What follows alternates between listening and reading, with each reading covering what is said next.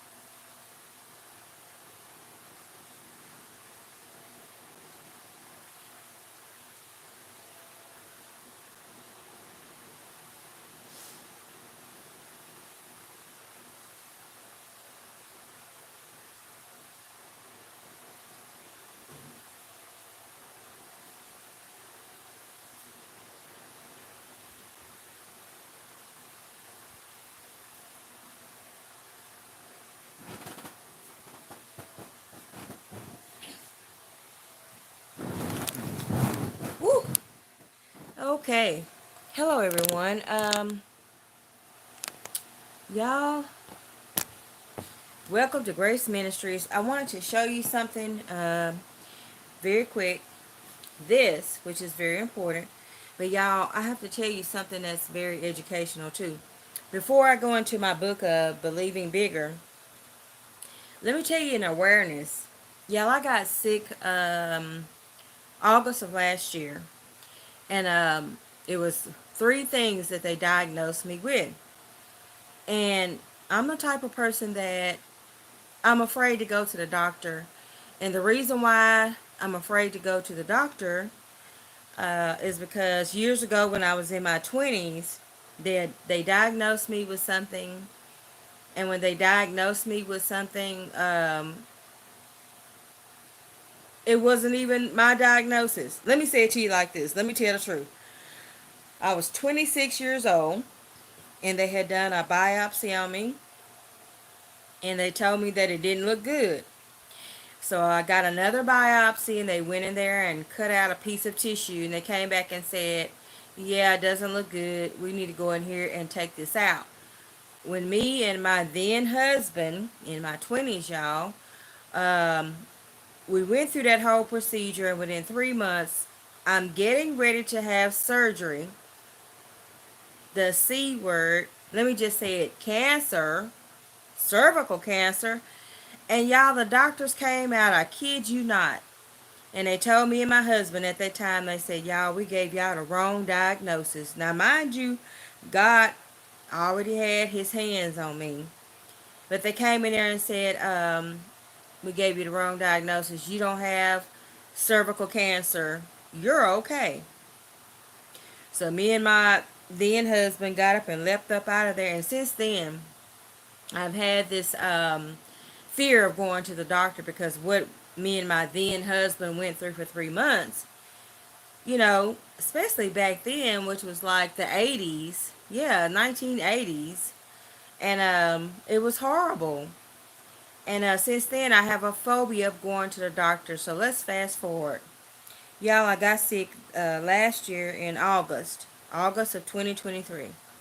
And normally I do my little home remedies, all that kind of stuff. Drinking my ginger tea and lemon and whatever I can do because I'm afraid to go to doctors. Just true story. And y'all, finally, I started having some problems with my stomach that I had not had before. And by the grace of God, I said, well, Lord, because those of you that have been on my channel know that my daughter passed away. So I was like, well, Lord, it's just stomach acid, reflux acid, for me trying to digest, those stressed out moments. But then it got to the point, y'all, to where it was two, three, four things. I couldn't lay down, couldn't sit up, couldn't drink water, couldn't eat food, and all that. Fast forward. So, long story short, they gave me a medication. I got so bad to where I was so desperate. I said, oh no, I can't deal with this, Lord.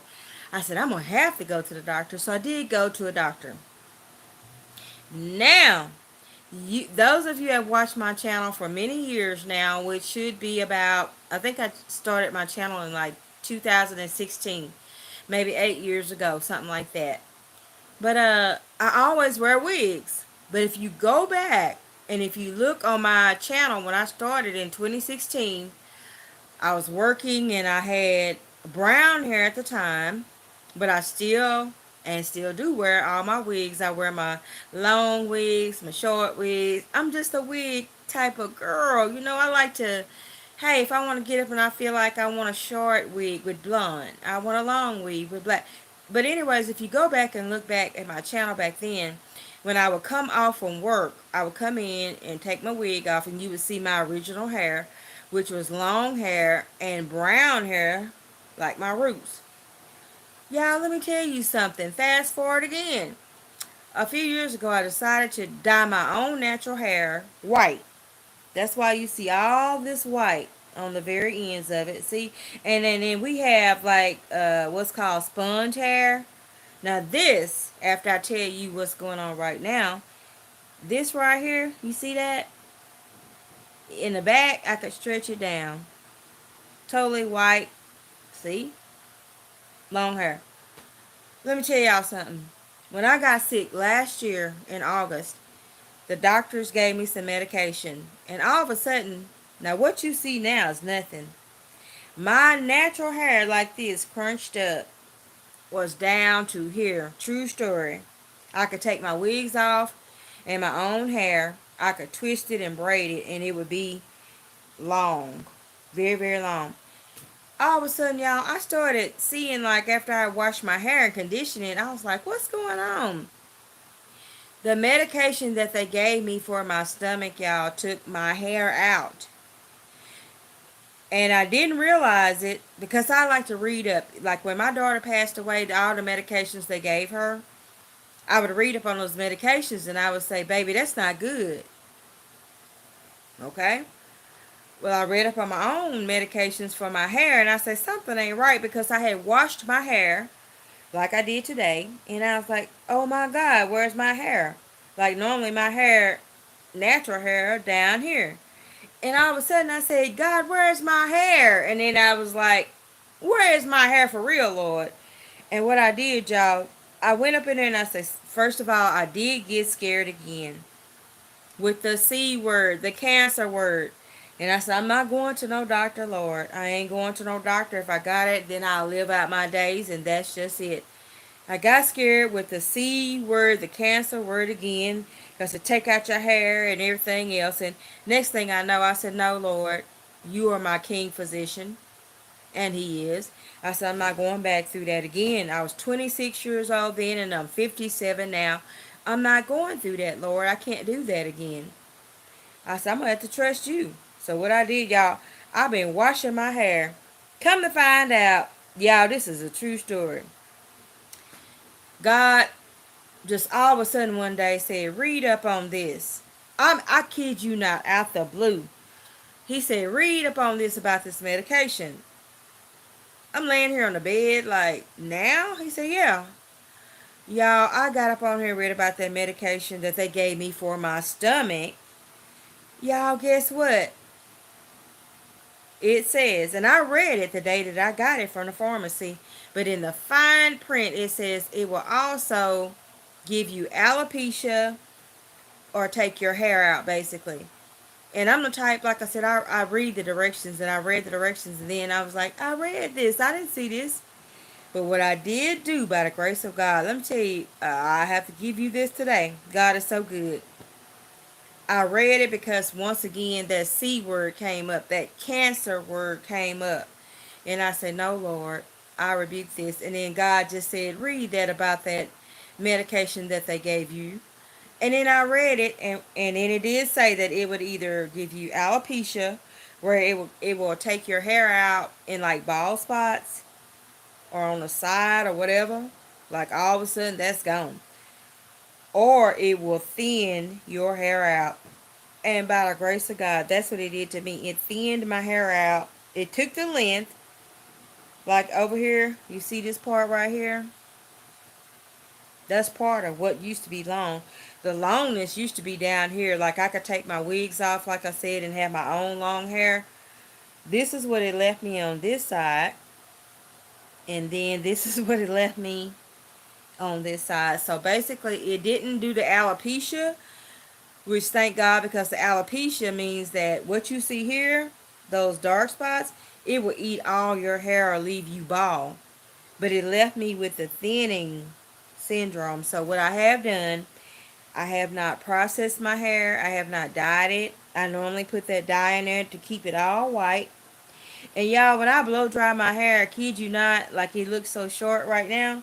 When I blow dry my hair be like out to here like a clown fro.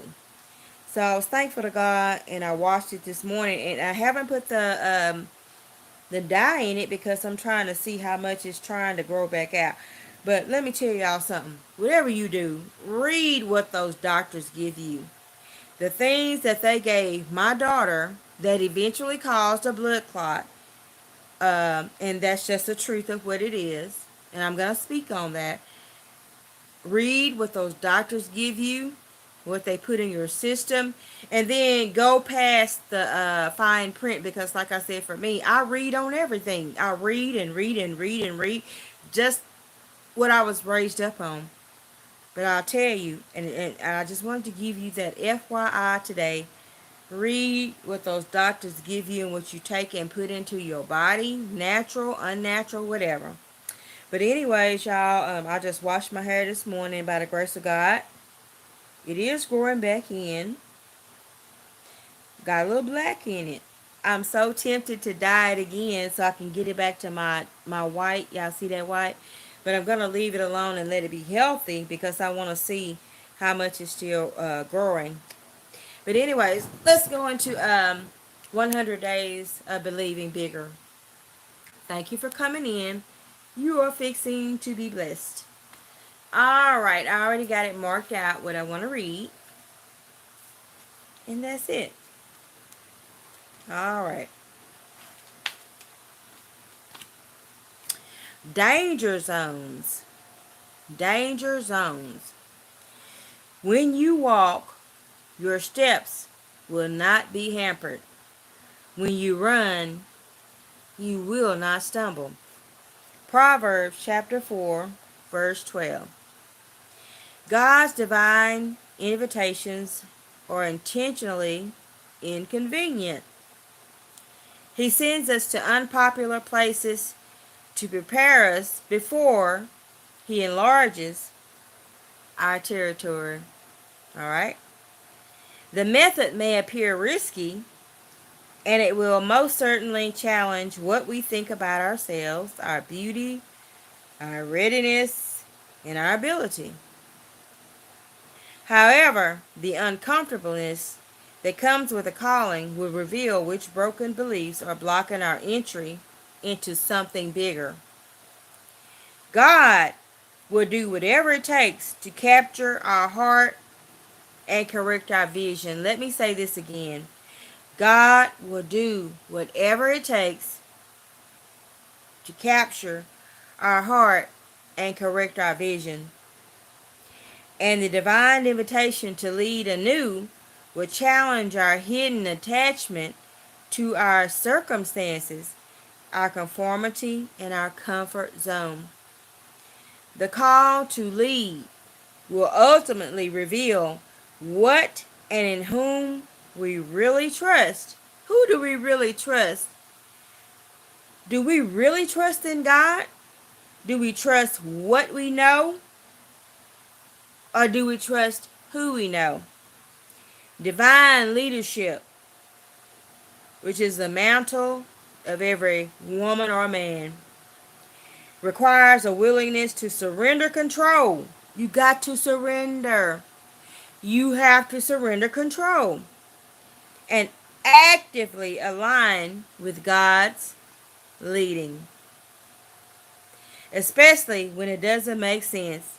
Now, let me speak on that when it don't make sense. When you going through something that you like, Lord, I don't believe I'm going through this. Why am I going through this? I'm not understanding.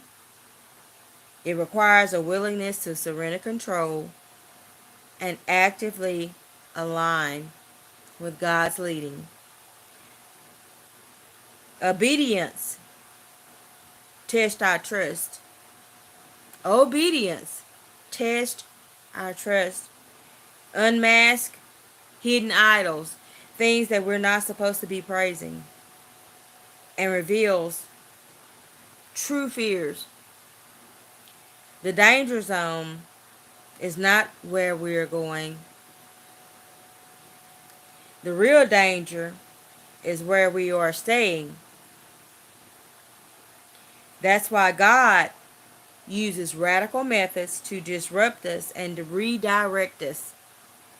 He loves us too much to leave us. God loves us too much to leave us. As we walk in obedience, we'll walk through the doorways of destiny. Danger zones. When you walk, your steps will not be hampered. When you run, you will not stumble. Proverbs 4 and 12. God loves you. Thank you for listening today. Danger zones. Listen to it again. When you walk, your steps will not be hampered. When you run, you will not stumble. I love you, everyone, and God loves you more. Hope you have a wonderful and blessed day. To God be the glory. Have a wonderful, blessed day. Danger zones. With God, you will not stumble. Be blessed.